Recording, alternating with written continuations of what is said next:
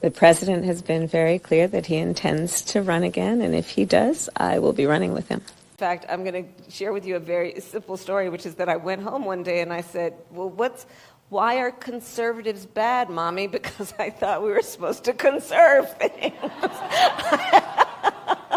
I couldn't reconcile it. Now I can.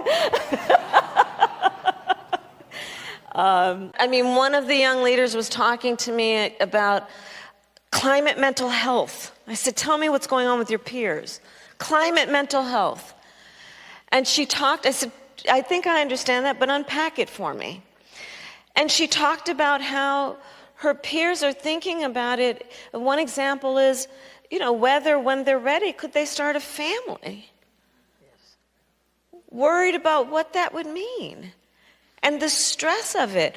They were talking about it in terms of their peers trying to figure out, you know, they're going to have to get a job and they're going to have to make a living, but what can they do and how can they adapt the education that they... Yes, welcome back. For a very long time, I have not done videos pertaining to Kamala Harris. Watching The View today, I realized they are bringing in issues of race. Democrats are reconsidering the fact to bring her in 2024. To be specific, they don't want her to run with Joe again. Now, The View went on in St. Rand. I don't know if you have seen this, especially Sonny Austin. I will play some videos so you can see exactly what is going on. I saw this clip and I realized it is important we should discuss about this. If you have not subscribed to this channel, please endeavor to do that. You know, we're starting with Democratic leaders and what's going on with them, but I'm just going to say for this table, I hate daylight savings time. I hate it.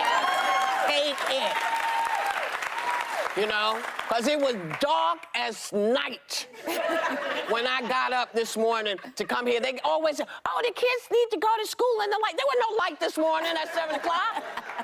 But that's not what we're talking about right now. But I'm just saying I'm mad as hell. Democratic leaders are reportedly frustrated over the lack of support for Vice President Kamala Harris. Now, it's apparently led to a rift between the VP and Senator Elizabeth Warren after she responded to some question about endorsing Biden and Harris ticket in 2024. Yes, crazy Elizabeth Warren went on, made it clear about endorsing Joe to run in 2024. Take a look at this. Should Kamala Harris be his choice the second time around? You know, I really want to defer to what makes Biden comfortable on his team. I've known Kamala for a long time. I like Kamala. I knew her back when she was an attorney general and I was still teaching, and we worked on the housing crisis together. So we go way back, but they have to be a team, and my sense is they are. I don't mean that by suggesting I think there are any problems. I think they are. Uh-huh. Listen. So wait, well, hold on. She clarified later on that she fully endorses a Biden-Harris ticket and didn't mean to imply otherwise. But insiders, you know, I love an insider. Insider says Harris feels insulted about it.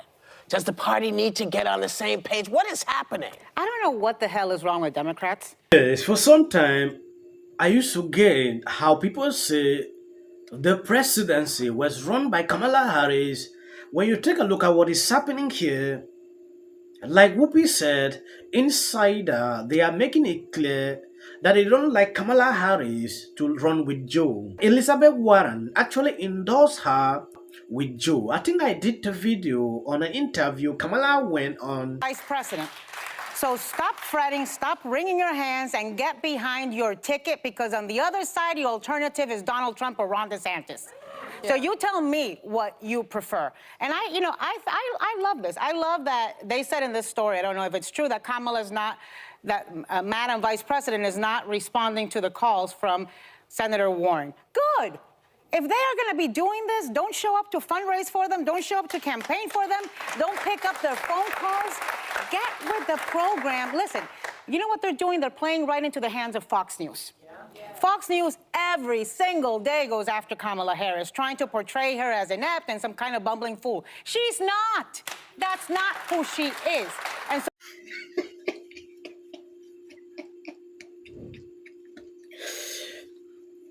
this is actually amazing, to watch this cackling the view that she is not, that they are struggling to attribute this because of the way Fox News is portraying her.